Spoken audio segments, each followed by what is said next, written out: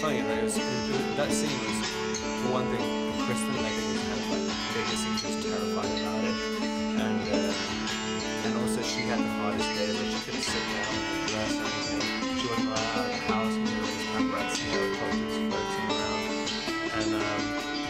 and like you think imagine being shrouded and everything, and then I was just kind of standing around outside, and we could just do whatever we wanted on the outside, and so it was quite nice seeing Kristen come out, knowing that she'd been talking about it for so long, so nervous, and then it kind of, she had the exact right expression on her face when she was going down the aisle, so it's kind of nice seeing that.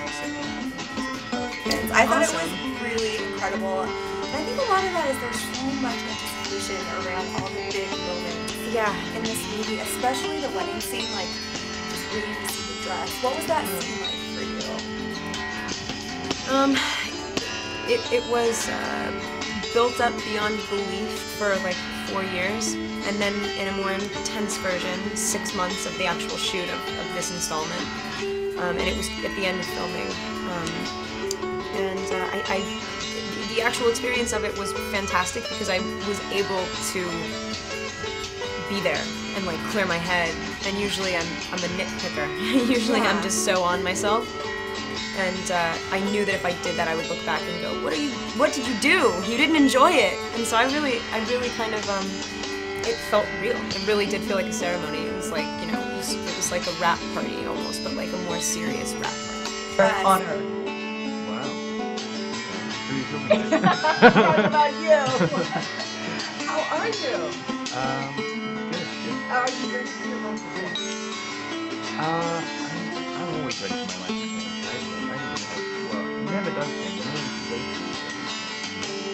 You're welcome to the film. It's a pleasure to have you here. Thanks. For me, the Twilight Saga has always been about Bella. And I think in Breaking Dawn, we just see a whole new side of her. She's defiant, quite demanding at times. How is Breaking Dawn? I can imagine for an actress, it's great to have that challenge of showing such different range. Yeah, my favorite thing about how she finds that defiance is that it's not, it's coming from 3 movies worth of build-up of knowing something but not knowing why you know it, and now it's all very clear to you, and you don't seem silly anymore. I mean, now it's like, listen, I know what I'm talking about. It's nice to have her have like clarity. She's not confused anymore. It's like, okay, this is why the last 4 years of my life have been insane. It's all because of this. Do you know what I mean? And so I did like to see everything kind of come to fruition like that. Hey, Breaking Dawn starts with Edward finally getting what he's always wanted, which is getting married. How is it to kind of shoot those wedding scenes? It's been something, I guess, the film's been building up to for a fair while. Yeah, I feel like I've done about 12 proposal scenes already, but it's no, it's nice, and it's funny as well. You suddenly realise that you're just a prop, really, as the groom. I mean, especially when Kristen's walking down the aisle, and then the entire congregation is looking the opposite. The other way. Yeah, you're just like.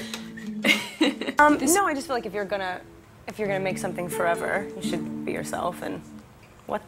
No. Yeah. All right. So that's, you wanted to be more you. And did you know? Oh, hey, Rob.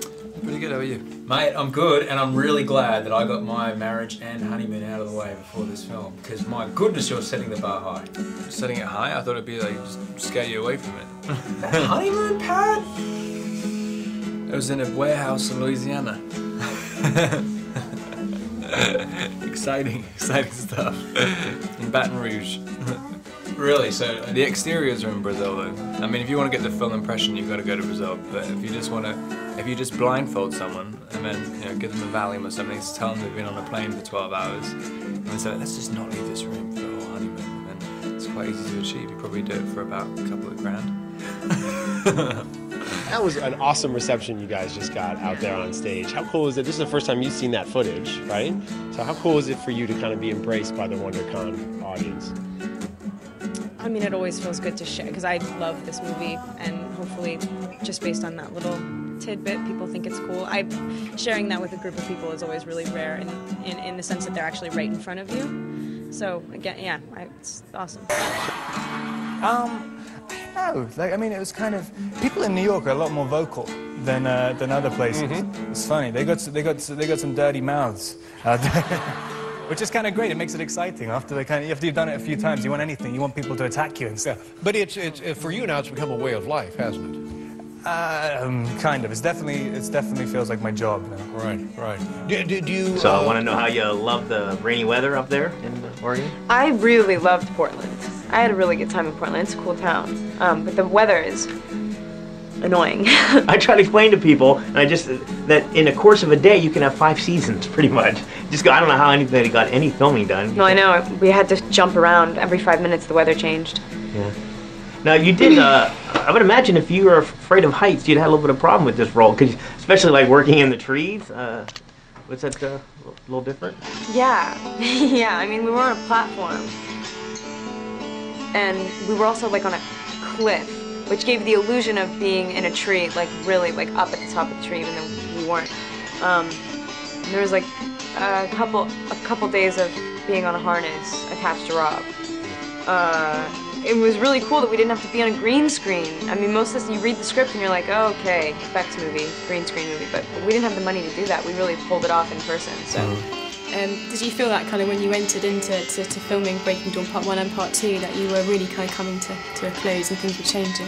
Yeah, kind of. I mean, not really beforehand, but I mean, you kind of, you realise quite quickly that it's sort of, it's a harder movie to play. I mean, it's Edward has to figure out who he actually is in this movie, and his ego is just completely destroyed in this movie. He realised everything that he thought he was.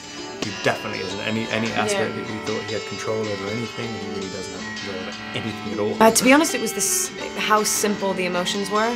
Before, it was easy to hide behind so many different variables. Like, there's one way you would feel while getting married. Yeah. There's one way you would feel. You know what I mean? It's like so fundamental that I was very scared of having her not be. She's not hiding anymore. I mean, she's like so bare. Yeah.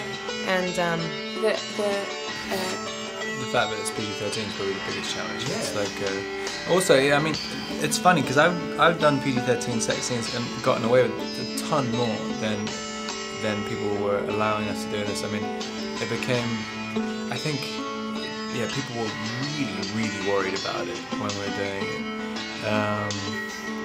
But I don't know, I think it wasn't really supposed to be just about the pure physicality of it as well. I mean, it's so, when so many people have imagined what Edward and Bella's sex scene is, you can't just do a physical representation of it which is going to satisfy them. So I think Bill was trying to get some visual representation of the emotional exchange or whatever, so some kind of transcendent feeling. So yeah, it was kind of difficult to do. It was very. Me and Kristen had no idea what we were supposed to be doing the entire time. I'm glad. Build up, not such, you know, big to me. I felt it. And then nothing. Thelma and Louise remake. Right here. I like that.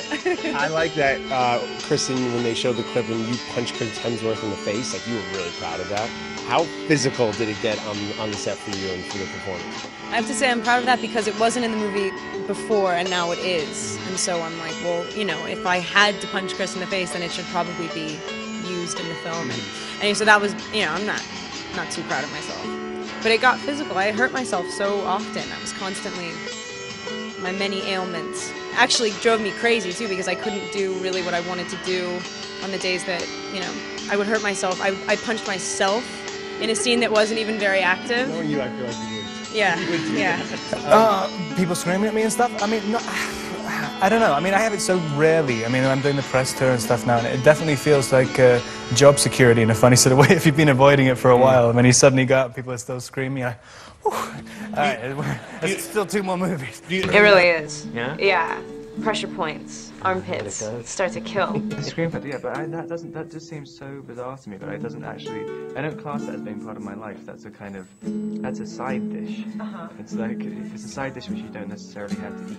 It's like, yeah, I don't know, you go into these different rooms all around the world, people scream at you for ages, and then you leave, and then they don't scream at you anymore. It's like... I think it's like sort of what we had. Like it was the biggest, most easily available, you know, shroud. Exactly. It was ridiculous though. He was walking around in like red and black velvet.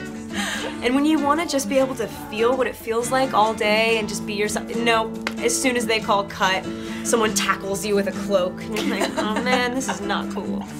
Also, I mean, not really. Well, I guess it was kind of, but I mean, it's also kind of funny, that scene as well. I mean, because I don't want to give too much away, but it was kind of, there was a stunt setup as well. So you're kind of trying to do this sort of love scene, and you're thinking about like if you're looking fat or whatever, and then there's this big stunt setup as well, which you're afraid is going to fall on your head. And like, I mean, it was sort of exciting to do. It was definitely an out of the ordinary love scene, love making. Well, I apologize. Yeah, well, I wouldn't take responsibility for that. I was actually talking to your dad as we were standing and watching the whole thing, and he told me that he didn't even know about this ceremony until the night before. I know. How? Sorry, Dad. Really? So he said you stopped by the house and you told him, oh yeah, by the way, tomorrow I'm getting my hands You should come. next to Marilyn Monroe and Charlie Chaplin and R2-D2 for that matter. Yeah. Is that, you usually keep him out of the loop with things like that? No, I'm just so not in my own loop sometimes. I didn't know when it was coming. I didn't know what day That's it was really on. being out of your loop. I mean, that's in the Fruit Loops box is where that is. I'm so somewhere else right now. Where were